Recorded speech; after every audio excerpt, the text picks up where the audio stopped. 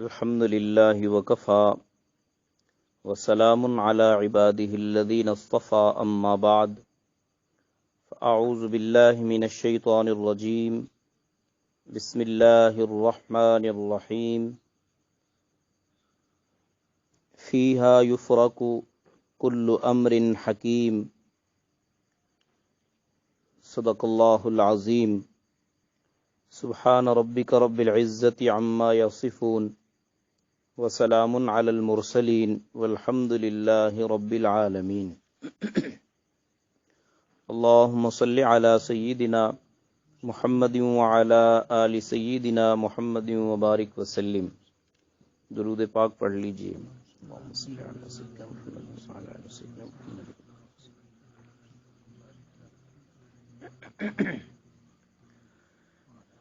اللہ رب العزت کا فضل ہے اور اس کا بے حد و بے انتہا احسان ہے کہ اس نے ہمیں ایمان عطا فرمایا اور ایمان کی حفاظت کے اسباب عام اور آسان فرما دیے. پروردگار بندوں پر مہربان ہے اور بندہ بندگی کے ساتھ اچھا لگتا ہے. اگر بندے میں بندگی نہ ہو تو بندہ بندہ نہیں ہوتا بلکہ بہت ہی گندا ہوتا ہے. ایک ظاہری گندگی ہوتی ہے جو آنکھوں سے نظر آتی ہے، ہاتھ لگانے سے محسوس ہوتی ہے، اور ایک باطنی گندگی ہوتی ہے جو عام آنکھوں سے تو نظر نہیں آتی مگر جن کا دل اللہ سے جڑا ہوا ہوتا ہے اور جن کی نظریں اللہ کی نافرمانی سے پاک ہوتی ہیں ان کو اندر کی گندگی بھی ویسے نظر آتی ہے جیسے ہمیں ظاہر کی گندگی نظر آتی ہے. رحمت عالم صلی اللہ علیہ وسلم کی تعلیمات میں موجود ہے اتقوا فراست المؤمن فإنه ينظر بنور اللہ. ایک مرتبہ سیدنا عثمان رضی اللہ تعالیٰ عنہ درس دے رہے تھے. حضرت عثمان رضی اللہ عنہ کے درس میں ایک صحابی تشریف لائے اور وہ بھی رسول اللہ صلی اللہ علیہ وسلم کے بہت قریب کے صحابی تھے، معروف صحابی ہیں. وہ راستے میں چلتے ہوئے آ رہے تھے. ایک جگہ ان کی نظر ایک عورت پر پڑ گئی. فوراً ہی اپنی نظر کو جھکا لیا. استغفار کرتے ہوئے سیدنا عثمان رضی اللہ تعالیٰ عنہ کی مجلس میں حاضر ہوئے اور سیدنا عثمان رضی اللہ تعالیٰ عنہ کی مجلس میں جب پہنچے تو سیدنا عثمان رضی اللہ تعالیٰ عنہ نے فرمایا لوگوں کو شرم اور حیا نہیں آتی، ان کی آنکھوں سے زنا ٹپک رہا ہے. حدیث پاک میں ہے رحمت عالم صلی اللہ علیہ وسلم نے فرمایا عینانی یزنیان، آنکھیں زنا کرتی ہیں، آنکھوں کا زنا ہوتا ہے. تو سیدنا عثمان رضی اللہ عنہ کی یہ بات سن کر اس صحابی نے غور کیا مجھے کوئی دیکھ نہیں رہا تھا اور مجھ سے پہلے بھی کوئی حضرت عثمان رضی اللہ عنہ کے پاس نہیں آیا کہ جس نے مجھے بد نظری کرتے ہوئے دیکھا ہو اور حضرت عثمان کو آ کر بتا دیا ہو. جب سب لوگ چلے گئے، مجلس برخاست ہو گئی تو وہ بھی چونکہ رسول اللہ صلی اللہ علیہ وسلم کے بڑے صحابہ میں سے ایک صحابی تھے اور جنہوں نے 10 سال رسول اللہ صلی اللہ علیہ وسلم کی خدمت گزاری کی، وہ آگے تشریف لے آئے اور حضرت عثمان رضی اللہ عنہ سے پوچھا عثمان کیا اب بھی وحی نازل ہوتی ہے؟ حضرت عثمان رضی اللہ عنہ نے فرمایا نہیں، محبوب صلی اللہ علیہ وسلم کی تشریف لے جانے کے بعد، آپ کی وفات کے بعد دنیا میں سیدنا جبریل امین وحی لے کر اب کسی کے پاس قیامت تک نہیں آئیں گے. اللہ کے نبی صلی اللہ علیہ وسلم پر نبوت ختم ہو چکی ہے، آپ آخری نبی تھے اور وحی تو نبی پر آتی ہے، غیر نبی پر وحی نہیں نازل ہوتی. تو حضرت انس رضی اللہ تعالی عنہ نے عرض کی عثمان یہ بتا دیجئے پھر آپ کو کیسے معلوم ہو گیا کہ میری آنکھوں نے زنا کیا تھا راستے میں، جبکہ مجھے دیکھنے والا کوئی نہیں تھا سوائے میرے اللہ کے، اور مجھ سے پہلے بھی آپ کے پاس کوئی ایسا شخص نہیں آیا جس نے مجھے دیکھ کر آپ کو آ کر بتایا ہو، اور میرے آنے پر آپ نے یہ ارشاد فرما دیا کہ لوگوں کو حیا اور شرم نہیں آتی، ان کی آنکھوں سے زنا ٹپک رہا ہے۔ تو یہ بات مجھے سمجھ نہیں آتی، آپ کو کیسے معلوم ہو گئی؟ حضرت عثمان رضی اللہ عنہ نے فرمایا اتقوا فراست المؤمن فإنہ ینظر بنور اللہ۔ کیا آپ نے محبوب صلی اللہ علیہ وسلم کا یہ ارشاد نہیں پڑھا سنا کہ رحمت عالم صلی اللہ علیہ وسلم نے فرمایا مومن کی فراست سے ڈرو بچو، اس لیے کہ وہ اللہ کے نور سے دیکھتا ہے۔ میں اور آپ تاریکی میں نہیں دیکھ سکتے، میری اور آپ کی آنکھوں کے نور کا اور معیار ہے۔ ہم تو اپنے ہاتھ کو نہیں دیکھ سکتے، رات تاریک ہو جائے، لائٹ آف ہو جائے، ہم اپنا چہرہ نہیں دیکھ سکتے، اپنے بچوں کو نہیں دیکھ سکتے۔ اللہ کے وہ سچے بندے اور اللہ کے ساتھ جن کا سچا تعلق ہوتا ہے، ان کی نگاہیں انسان کے اندر میں چھپی گندگی اور برائیوں کو بھی دیکھ رہی ہوتی ہیں۔ حضرت جی دامت برکاتہم العالیہ اکثر فرمایا کرتے ہیں، لوگ آتے ہیں اور وہ اپنی نیکیاں بیان کرتے ہیں، پاکیزگی بیان کرتے ہیں، مگر ان کے چہرے ان کی چغلی کر رہے ہوتے ہیں، ان کے چہروں سے ان کی اللہ کی نافرمانی ٹپک رہی ہوتی ہے۔ اور یہ ایک معیار ہے جو اللہ رب العزت اپنے ساتھ تعلق رکھنے والوں کو نصیب کر دیتا ہے۔ اس لیے علماء نے لکھا ہے جب کسی اللہ والے کی صحبت میں جایا کریں تو سچے دل سے توبہ اور استغفار کر کے جایا کریں، اس لیے کہ ایک ظاہر کی شکل ہے، ایک باطن کی شکل ہے، ایک ظاہری انسان ہے اور ایک انسان کے اعمال کی بنیاد پر اس کی شکل بنتی ہے۔ حضرت امام الاولیاء امام التفسیر حضرت مولانا احمد علی لاہوری رحمت اللہ تعالی علیہ بازار میں کھڑے ہوئے تھے اور ایک شخص مجذوب بھی وہاں نظر آیا۔ اس نے کہا احمد علی انسان کہاں رہتے ہیں؟ حضرت احمد علی لاہوری فرمانے لگے، میں نے کہا حضرت یہ سبھی انسان ہی تو ہیں جو بازار میں چل پھر رہے ہیں، گزرنے کی جگہ نہیں ہے، کراس کرنے کی جگہ نہیں ہے، اتنے انسان تو ہیں۔ انہوں نے توجہ ڈالی اور فرمایا احمد علی انسان ایسے ہوتے ہیں۔ حضرت احمد علی لاہوری فرماتے ہیں جب اس نے یہ بات کی مجھ پر ایک خاص کیفیت طاری ہو گئی، میں نے دیکھا بازار میں کوئی انسان نہیں تھا بلکہ کتے، خنزیر اور بلے اور بندر نظر آ رہے تھے۔ جب مجھ سے یہ کیفیت ختم ہوئی تو میں نے دیکھا مجھ سے وہ آدمی بھی دور ہو چکا تھا، میں ڈھونڈنے لگا، وہ اللہ کا نیک بندہ بھی چلا جا چکا تھا۔ اللہ رب العزت نے انسان کو جو زندگی عطا کی ہے، اس زندگی کو پاکیزہ اور بندگی کے ساتھ گزارنے کا حکم بھی دیا ہے۔ اگر بندہ بندگی کے ساتھ زندگی گزارتا ہے تو اس کی دنیا بھی بن جاتی ہے، قبر بھی بن جاتی ہے، آخرت میں بھی فرشتے ملائکۃ الرحمن انتظار کرتے ہیں، استقبال کرتے ہیں، اور جنت بھی اور جنت کے حور و غلمان بھی اس کی استقبال کرتے ہیں، اللہ کے ملائکہ اسے سلامیاں پیش کرتے ہیں۔ اگر بندہ دنیا میں بندگی کے ساتھ زندگی نہ گزارے تو اس کو آخرت میں سوائے شرمندگی کے کچھ حاصل نہیں ہوتا۔ شعبان المعظم پاک ہونے کا مہینہ ہے۔ علماء نے لکھا ہے شعبان کا مہینہ پاک ہونے کا مہینہ ہے۔ شعبان کا مہینہ اپنے آپ کو ظاہری اور باطنی پاکیزگی کے حاصل کرنے کا مہینہ ہے۔ بندہ اللہ کے مہمان رمضان میں جا رہا ہوتا ہے، جس طرح ظاہر میں آدمی پاکیزگی اختیار کرتا ہے، کپڑے پاک پہنتا ہے، مصلے کو دھوتا ہے، مسجد دھوئی جاتی ہے، نئی صفیں بچھائی جاتی ہیں اور عود کی دھونیاں دی جاتی ہیں، خوشبوئیں چھڑکی جاتی ہیں، آدمی تیار ہوتا ہے، غسل کرتا ہے، نماز تراویح پڑھنی ہے، اللہ کے گھر جانا ہے اور اللہ کو سجدے کرنے ہیں، رمضان آ چکا ہے۔ جب بندہ ظاہر کو پاک کر رہا ہوتا ہے، اسی طرح انسان کے باطن کی پاکیزگی کا یہ لمحات ہیں۔ حضرت امام ربانی مجدد الفسانی شیخ احمد سرہندی رحمت اللہ تعالی علیہ نے اپنے مکتوبات میں لکھا ہے 15 شعبان سے لے کر 1 رمضان تک انسان اللہ رب العزت کی رحمتوں کو سمیٹنے کی تیاری کرے، اور یہ اللہ کی رحمتوں کے نزول کا وقت ہوتا ہے۔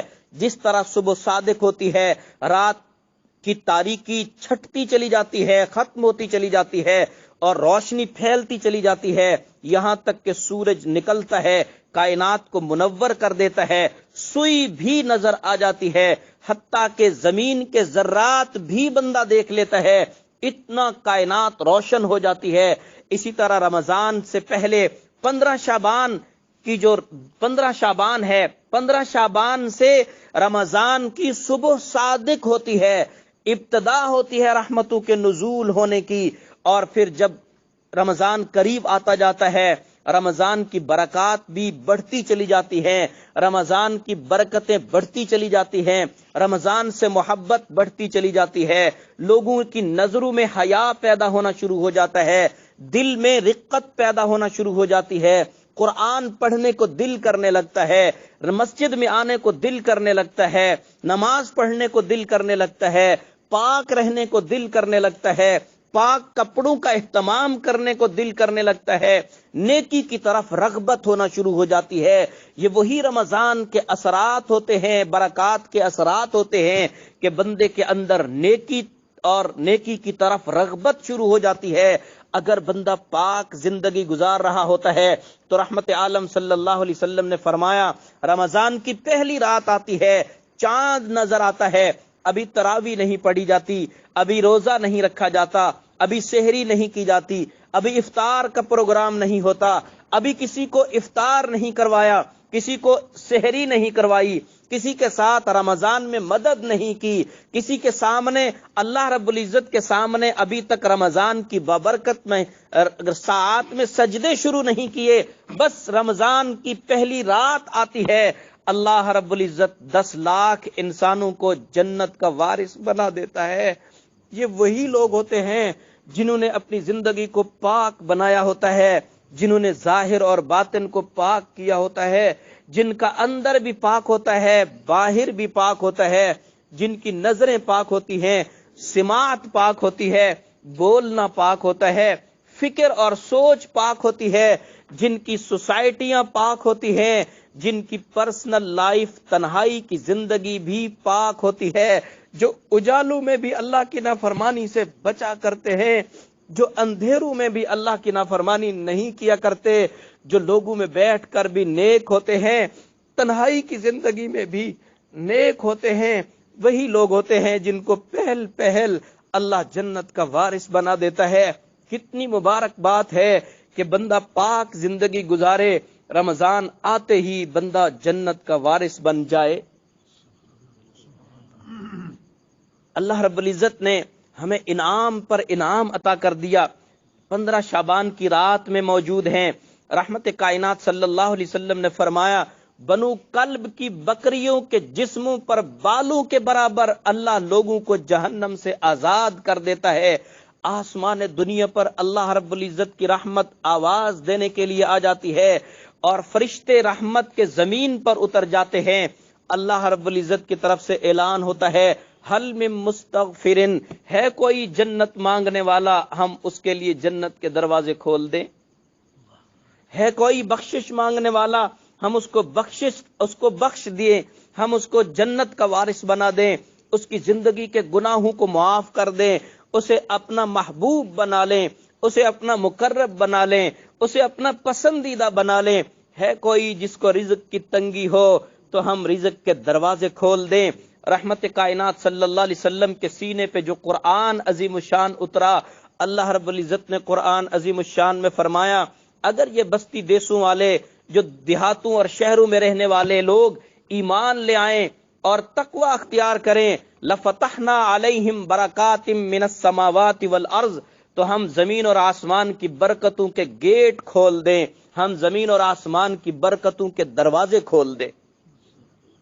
صرف ایمان اور تقوی کی بنیاد پر اللہ آسمان کے دروازے کھولنے کو تیار ہے، زمین کے دروازے کھولنے کو تیار ہے، آسمان سے برکتوں کو نازل کرنے کے لیے تیار ہے، زمین برکتوں کو نکالنے کے لیے تیار ہے، زمین برکات سے بھری پڑی ہے، آسمان اللہ کی برکتوں سے بھرا ہوا ہے، کائنات اللہ کی برکتوں سے اٹی پڑی ہے۔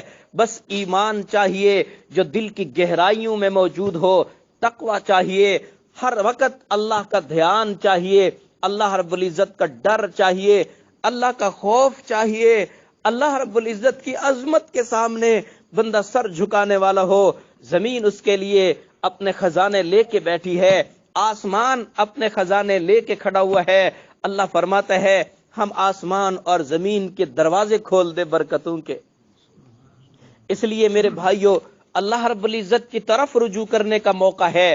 آج اللہ کی رحمت آسمان دنیا پر آ کر آواز دے رہی ہے کوئی مانگنے والا؟ ہم ہی اگر غفلت کی نیند سو جائیں تو ہمارا ہی قصور ہے۔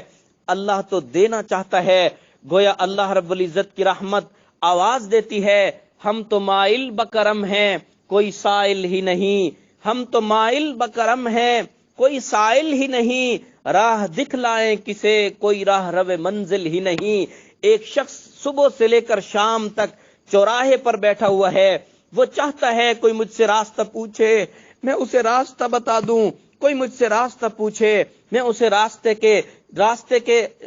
کے گڑھے اور کانٹے بتا دوں، کوئی مجھ سے راستہ پوچھے میں اسے سیدھا راستہ بتا دوں، کوئی مجھ سے پوچھے تو صحیح میں اسے ڈاکوں سے بچا لوں، کوئی مجھ سے پوچھے تو صحیح میں اسے امن کی راہ بتا دوں، کوئی مجھ سے پوچھے تو صحیح میں اسے راستہ بتا دوں کہ منزل مل جائے۔ لوگ پوچھنے کے لیے تیار نہیں ہیں، بھٹکتے پھر رہے ہیں مگر راستہ نہیں پوچھتے، کبھی کانٹوں میں الجھتے ہیں، کبھی گڑھوں میں گرتے ہیں، کبھی ادھر سے مصیبتوں میں پڑتے ہیں، کبھی ادھر لٹے جاتے ہیں، کبھی ادھر سامان دنیا برباد ہوتا ہے، کبھی ادھر عقبہ برباد ہوتی ہے۔ پوچھنے کے لیے تیار کوئی نہیں، اللہ بھی چاہتے ہیں کوئی ہے مجھ سے مانگنے والا تو میں دوں، مگر اللہ سے بھی لینے والا نظر کوئی نہیں آتا۔ اللہ کی رحمت تو روزانہ آواز دیتی ہے کوئی مانگنے والا عطا کروں، مگر مانگنے والا ہی نظر نہیں آتا۔ لوگ سو رہے ہیں، آنکھیں بند ہیں، دل بند ہے اور اس کی توجہات ختم ہیں، اللہ کی طرف دھیان کوئی نہیں، لوگ موبائل میں لگے ہوئے ہیں، دیکھنا ہی نہیں چاہتے اللہ کی طرف، وہ کسی اور کو دیکھنا چاہتے ہیں۔ یہ اللہ کے دیدار کے مشتاق ہی نہیں ہیں، یہ کسی اور چہرے کو دیکھنا چاہتے ہیں، یہ اللہ کے حسن کو دیکھنا نہیں چاہتے، یہ عارضی حسن کی طرف مگن ہیں، یہ اللہ کی طرف آنا ہی نہیں چاہتے، یہ دنیا کی طرف بھاگ رہے ہیں۔ مجھے بتائیے، اللہ رب العزت کی رحمت تو آواز دے رہی ہے، مانگنے والا کوئی نہیں ملتا، جھولی پھیلانے والا کوئی نہیں ملتا۔ کوئی جھولی پھیلانے کے لیے آئے، پروردگار کی طرف سے اعلان ہے، رحمت کائنات صلی اللہ علیہ وسلم کی تعلیمات میں موجود ہے، بندہ گناہ کر کر کے تو تھک سکتا ہے، اللہ معاف کرنے میں نہیں تھکتا۔ اللہ رب العزت کے حبیب صلی اللہ علیہ وسلم سے پوچھا گیا، گناہ کیا، توبہ کر لی، پھر گناہ ہو جاتا ہے، کیا کیا جائے؟ رحمت کائنات صلی اللہ علیہ وسلم کی تعلیمات میں موجود ہے، علماء سے پوچھ لیجئے، بندہ توبہ کرے، پھر گناہ کر بیٹھے، پھر توبہ کر لے، پھر گناہ ہو جائے، پھر توبہ کر لے، 70,000 بار بھی گناہ کرے اور توبہ کر لے تو اللہ رب العزت گلہ نہیں دیتا، اللہ در سے بھگا نہیں دیتا، اللہ دھتکار نہیں دیتا۔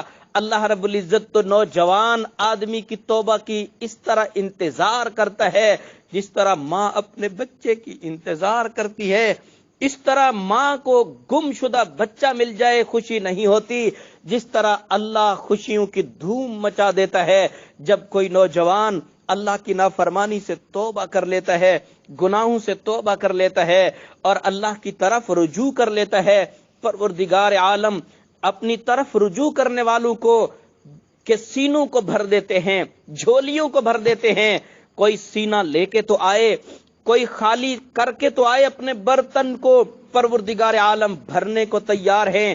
اس لیے چاہیے یہ کہ ہم اللہ رب العزت کی طرف رجوع کریں، اللہ سے معافی مانگیں، توبہ اور استغفار کریں، اللہ رب العزت کو منا لیں۔ آج منانے کا وقت ہے، مان جانے کو تیار ہے۔ جب دنیا کی آنکھیں بند ہو جائیں گی اور لوگ قبر کی اینٹ بھی آخری رکھ کے بند کر دیں گے، اس کے بعد منانے کا وقت ختم ہو جائے گا۔ اس وقت تو کیے کا بدلہ ملے گا۔ رحمت کائنات کی بیٹی کو دفن کیا جا رہا ہے، جنت کی عورتوں کی سردار کو دفن کیا جا رہا ہے، جنتی شہزادوں کی ماں کو دفن کیا جا رہا ہے۔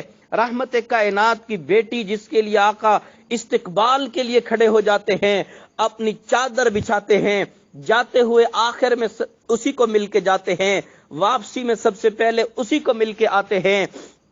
اللہ کے نبی کی بیٹی جس کو جنت کی بشارت مل چکی، قبر پہ کھڑے ہو کر ایک صحابی کہتے ہیں، اے قبر تجھے معلوم ہے کس کو سپرد کیا جا رہا ہے تیرے؟ قبر سے آواز آتی ہے، یہ حسب اور نسب کی جگہ نہیں، یہاں تو اعمال دیکھے جاتے ہیں، اگر اعمال اچھے ہوں گے تو حسن سلوک کیا جائے گا، سلوک بھی اچھا ہوگا، اگر اعمال اچھے نہ ہوئے تو برتاؤ بھی اچھا نہیں ہوگا۔ اگر نبی کی بیٹی کے لیے قبر کی مٹی سے یہ آواز آتی ہے، میں اور آپ کس باغ کی مولی ہے، جس طرح چاہتے ہیں زندگی بسر کر رہے ہیں اور یہ ہم خیال کر رہے ہیں قبر میں جائیں گے جنت کا باغ بن چکی ہوگی، اس طرح تو قبر جنت کا باغ نہیں بنتی۔ رحمت کائنات صلی اللہ علیہ وسلم نے فرمایا، قبر کو مٹی کا گڑھا اور ڈھیر مت سمجھو، جنت کا باغ ہے یا جہنم کا گڑھا ہے۔ اگر آدمی تقوی کے ساتھ زندگی گزار کے دنیا سے جائے تو قبر بھی استقبال کرتی ہے، جنت بھی اس کے لیے بچھونے بھیج دیتی ہے، جنت کے بچھونے بچھا دیے جاتے ہیں۔ اس لیے میرے بھائیوں، آج 15 شعبان کی رات توبہ کی رات ہے، اللہ کو منانے کی رات ہے، اللہ سے صلح کرنے کی رات ہے۔ وہ صلح کے لیے تیار ہے، کوئی شرط نہیں لگاتا، بغیر کسی شرط کے بلا مشروط صلح کے لیے تیار ہے۔ بس اس بات کی انتظار ہے کہ میں اور آپ اپنی زندگی پر آنسو بہا لیں، میں اور آپ اپنی زندگی پر شرمندگی کے ساتھ اللہ کے سامنے پیش ہو جائیں، پروردگار کے سامنے بستر پر لیٹے لیٹے معافی مانگ لیں۔ وہ یہ نہیں کہتا کہ مسجد میں آ کے سجدہ کرے گا تو معاف کروں گا، بستر پر لیٹے لیٹے معافی مانگ لی جائے، پروردگار عالم اسی پر بھی جنت واجب کر دیتا ہے۔ قرآن عظیم الشان میں استغفار کرنے والوں کی تعریف کی گئی ہے۔ رحمت کائنات صلی اللہ علیہ وسلم نے فرمایا، طوبی لمن وجد فی صحیفته استغفارا کثیرا، خوشخبری ہے ان لوگوں کے لیے جن کے نامہ اعمال میں استغفار کثرت سے لکھا ہوا ہوگا، یعنی جو کثرت سے توبہ اور استغفار کرنے والا ہے اس کے لیے جنت کی بشارت ہے۔ آمنہ کے لال نے ارشاد فرمایا، التائب من الذنب کمن لا ذنب له، گناہوں سے توبہ کرنے والا ایسے ہے جیسے زندگی میں کبھی کوئی گناہ کیا ہی نہیں ہے۔ کتنا قدردان رب ہے، کتنا قدردان پروردگار ہے۔ ہم اگر اسی سے ہی بھاگتے پھریں تو دنیا اور آخرت میں کوئی امان کی جگہ نہیں ملے گی۔ آج اللہ کو راضی کرنے کا موقع ہے، آج اللہ سے صلح کرنے کا موقع ہے، آج اللہ کو اپنا بنانے کا موقع ہے، آج اللہ کے بن جانے کا موقع ہے، اللہ رب العزت کے ساتھ خالص تعلق قائم کرنے کا موقع ہے۔ آج کی رات اللہ سے صلح کر لیں اور اللہ رب العزت کی مان کر زندگی گزارنا شروع کر دیں، ظاہر کو بھی پاک فرما لیں، باطن کو بھی پاک فرما لیں۔ ایک غسل کیا جاتا ہے جس سے جسم دھویا جاتا ہے اور جسم کی گندگی صاف کی جاتی ہے، اور ایک غسل توبہ کہلاتا ہے۔ اس غسل سے بندے کا من دھلتا ہے، من پاک ہوتا ہے، اندر سے انسان پاک ہوتا ہے، انسان کا دل پاک ہوتا ہے، انسان کے گناہ صاف ہوتے ہیں، انسان کے گناہوں کے بدلے میں اللہ نیکیاں عطا کرتا ہے اور اپنے مقربین میں شامل کرتا ہے۔ ان اللہ یحب التوابین ویحب المتطہرین، پاک رہنے والے اور توبہ کرنے والوں سے اللہ محبت کرتے ہیں۔ کتنی بڑی بات ہے کہ بندہ اللہ کا محبوب بن جائے، کتنی بڑی بات ہے کہ اللہ کے دل میں ہماری جگہ بن جائے۔ اللہ رب العزت جن سے محبت کرتے ہیں اس لسٹ میں ہمارا بھی نام آ جائے، کتنی بڑی مبارک بات ہے۔ لوگ امتحان دیتے ہیں، محنتیں کرتے ہیں، کامیاب ہونے والوں کی لسٹ میں نام دیکھنے کے لیے تمنائیں اور صدقے اور خیرات اور سجدے کرتے ہیں۔ کبھی کوئی سجدہ اللہ کے محبوب بندوں میں شامل ہونے کے لیے بھی تو کیا ہوتا، کبھی کوئی آنسو اللہ کے محبوب بندوں کی لسٹ میں نام لکھوانے کے لیے بھی گرایا ہوتا۔ اللہ اس قدردان ہے، قیامت کا دن ہوگا، بندے کے پاس کچھ نہ ہوگا، اللہ رب العزت کے بارگاہ میں اس کا کوئی سفارشی بھی نہیں ہوگا، اور اس کا کوئی سفارش کرنے والا کائنات میں کچھ بھی نہیں ہوگا۔ اللہ رب العزت کی بارگاہ میں بندہ پھنسا ہوا ہوگا، چنانچہ اس کی پلکوں کا ایک بال اللہ کی بارگاہ میں بولے گا اور گواہی دے گا، سفارش کرے گا اور کہے گا پروردگار میں تیرے اس بندے کے حق میں سفارش کرتا ہوں اور اس بندے کی بخشش کا اعلان چاہتا ہوں۔ اللہ فرمائیں گے کس لیے سفارش کرتا ہے؟ اللہ رب العزت سے وہ سفارش کرے گا، آدمی کے پلکوں کا بال سفارش کرے گا، پروردگار ایک دن تھا یہ بندہ تیرے لیے رویا، بس اس کا اتنا آنسو نکلا کہ میں ایک بال تر ہو گیا تھا، میں اس بات کی گواہی دیتا ہوں کہ تیرے اس بندے کی آنکھ سے اتنا آنسو نکلا تھا کہ میں ایک بال تر ہوا تھا۔ اللہ رب العزت اس بال کی گواہی کو اس بندے کے حق میں قبول فرمائیں گے اور اسے جنت کا وارث بنا دیں گے۔ ایک بال اگر بھیکا ہو جائے آنسو سے تو اللہ جنت کا وارث بنا دیتا ہے۔ ادنا سی جنت اس دنیا سے 10 گنا بڑی ہوگی۔ اس دنیا کے پیچھے مرنے والوں ذرا ہوش کے ناخن لو، اس دنیا کی قیمت کیا ہے؟ یہ دنیا تو مٹی ہونے والی ہے، یہ چمکنے والے سونے مٹی ہونے والے ہیں، یہ بلند اور بالا عمارتیں اور پرکشش محلات مٹی ہونے والے ہیں۔ جنت باقی رہنے والی ہے، اللہ باقی رہنے والے ہیں، پروردگار جسے چاہیں گے وہ باقی رہے گا۔ اس لیے اللہ سے صلح کر لیجئے، اللہ کو منا لیجئے، آج کی رات اللہ رب العزت سے توبہ کر لیجئے، پروردگار کے ساتھ سچی صلح کر لیجئے، اللہ کو اپنا بنانے کی کوشش کیجئے، رمضان کا استقبال کیجئے توبہ کے ساتھ، رمضان کا استقبال کیجئے استغفار کے ساتھ، رمضان کا استقبال کیجئے نظر کو پاک کرنے کے ساتھ، رمضان کا استقبال کیجئے دل کو پاک کرنے کے ساتھ، رمضان کا استقبال کیجئے اپنی سوچ اور فکر کو پاک کرنے کے ساتھ، رمضان کا استقبال کیجئے اپنی سوسائٹیوں کو پاک کرنے کے ساتھ، رمضان کا استقبال کیجئے تنہائی کی زندگی کو پاک کرنے کے ساتھ، رمضان کا استقبال کیجئے کھلے لوگوں میں، کھلے آسمان میں اور اجالوں میں اللہ کی مان کر، اور رمضان کا استقبال کیجئے رات کی تاریکیوں میں بھی اللہ سے باتیں کر کے، اللہ کے ساتھ لو لگا کر، اللہ کی یاد میں رات کی تاریکیاں گزار کر رمضان کا استقبال کیجئے۔ ایک رمضان اس طرح گزار لیجئے قرآن نہ چھوٹے اور اللہ رب العزت کی نافرمانی نہ ہو، رمضان کا روزہ نہ چھوٹے، سحر اور افطار کا اہتمام ہو، دعاؤں کا اہتمام ہو، تہجد کے چند سجدے ادا کر لیے جائیں۔ میں ضمانت دیتا ہوں زندگی میں اس سے اللہ کی نافرمانی نہیں ہو سکتی، وہ اللہ کے اولیاء میں شامل ہو کر رہے گا۔ اس لیے ہمیں چاہیے کہ ہم آج رات کی قدر کر لیں، اور اگر انسان میں عقل اور شعور ہو، اللہ کے ساتھ کچھ تعلق ہو، نبی علیہ السلام کے ساتھ کچھ تعلق ہو، تو بندہ یہ سمجھ سکتا ہے کہ انسان کی ہر رات لیلۃ القدر ہے، ہر رات شب براءت ہے، جہنم سے نجات کا ذریعہ بن سکتی ہے ہر رات۔ اگر بندہ رات کی تاریکی میں، تنہائی میں، اگر کوئی بندہ غسل جنابت اس حال میں کرے کہ اسے اللہ کے علاوہ کوئی نہ دیکھتا ہو، اللہ رب العزت اس پر جنت کو واجب کر دیتے ہیں۔ غسل جنابت کرنے پر کہ اسے کوئی نہ دیکھتا ہو، اللہ اس کو جنت کا وارث بناتے ہیں۔ اگر اس حال میں آنسو بہائے کہ اسے دنیا کا کوئی فرد نہ دیکھتا ہو، چہرے پر کمبل دے کے اپنے آپ کو بستر اور لحاف میں اوڑھنے میں چھپا کر تنہائی میں اس عالم میں خاموشی سے ایک آنسو بہا کر دیکھو، اور پھر اس آنسو کے بہنے کا مزہ چکھو، آنسو کے بہنے کا بھی ایک مزہ ہے جو اللہ والے چکھتے ہیں تو انہیں رونے کے علاوہ، رونے کے بغیر انہیں مزہ ہی نہیں آتا۔ ہمارے حضرت فرماتے ہیں جب تک رویا کرتے تھے سب کام ہوتے تھے، جب سے رونا چھوڑ دیا کچھ کام نہیں ہوتا۔